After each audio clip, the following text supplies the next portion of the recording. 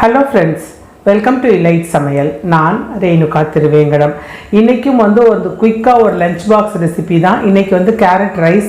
இந்த carrot rice carrot pulao மாதிரியும் பண்ணலாம். இது நான் ரொம்ப சிம்பிளாக குக்கரில் ஒரு சீக்கிரமாக செய்கிற ஒரு லஞ்ச் பாக்ஸ் ரெசிபியாக செய்து காண்பித்திருக்கேன். நீங்களும் இதை செய்து பாருங்கள். செய்து பார்த்துட்டு எப்படி வந்திருக்குன்னு எனக்கு கண்டிப்பாக சொல்லுங்கள் ஃப்ரெண்ட்ஸ். செய்கிறது அவ்வளோ ஈஸி, ஹெல்த்தியான ஃபுட்டும் கூட.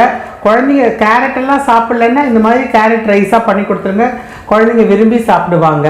இன்றைக்கி திருப்பி ஒரு குயிக் லஞ்ச் பாக்ஸ் ரெசிபி தான் அது, கேரட் சாதம். இது நிறைய மெத்தடில் பண்ணலாம். இன்றைக்கி ரொம்ப சிம்பிளாக ஆனால் ரொம்ப சுவையாக பண்ணி காமிக்கிறேன் உங்களுக்கு.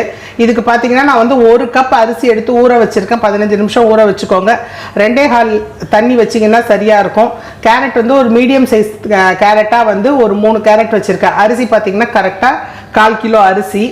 இதுக்கு ஒரு பே லீஃப், ஒரே ஒரு கிராம்பு வச்சுருக்கேன். வெங்காயம், பச்சை மிளகாய், கருவேப்பிலை, கொத்தமல்லி. இது கரம் மசாலா தூள். இது நமக்கு டேஸ்ட்டுக்கு தகுந்த மாதிரி நீங்கள் அட்ஜஸ்ட் பண்ணிக்கோங்க.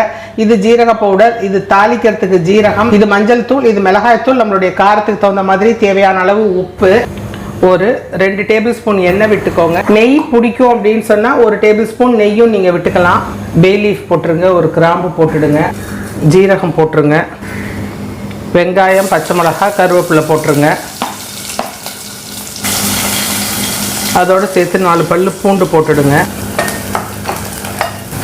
வெங்காயம் கொஞ்சம் டிரான்ஸ்பரண்ட்டாக வதங்கினதுக்கப்புறம் கேரட் போட்டுடுங்க.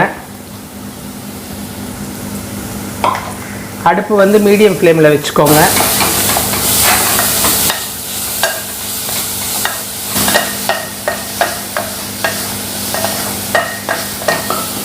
இப்போ பார்த்தீங்கன்னா மஞ்சள் தூள், ஜீரகத்தூள், கரம் மசாலா, மிளகாத்தூள் எல்லாத்தையும் போட்டுடுங்க.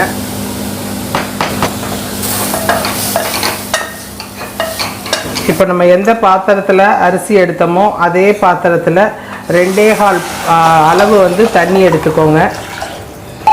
இதுக்கு தேவையான அளவு உப்பு சேர்த்துருங்க. தண்ணி கொதிக்கட்டும். தண்ணி நல்லா தளன்னு கொதிக்குது. இப்போ அரிசியை சேர்த்துடலாம்.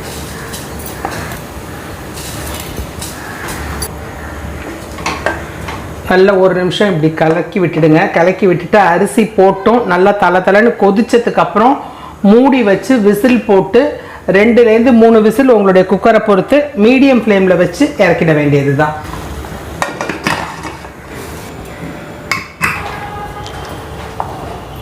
சாதம் பாருங்கள், நல்லா பொலன்னு எப்படி இருக்குன்னு பாருங்கள்.